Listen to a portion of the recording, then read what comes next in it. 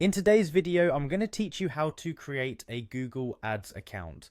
This guide is designed for beginners and is part one of our Google Ads series for 2025. Whether you're looking to draw more customers to your business or boost your online sales, setting up a Google Ads account is a crucial first step. Let's dive right in.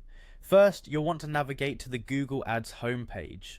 You can do this by entering ads.google.com into your web browser's address bar, or by simply searching Google Ads in your preferred search engine. Once you arrive at the homepage, you'll be greeted by Google's promise to help you get customers and sell more with online advertising. It's here that your journey begins, offering a myriad of opportunities for reaching and expanding your audience. Now direct your attention to the Start Now button prominently displayed on the homepage.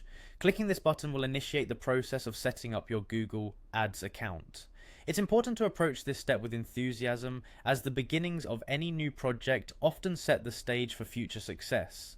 If you don't already have a Google account, this is your moment to create one. Having a Google account will not only give you access to Google Ads, but also to various other Google services that could benefit your business operations in the future.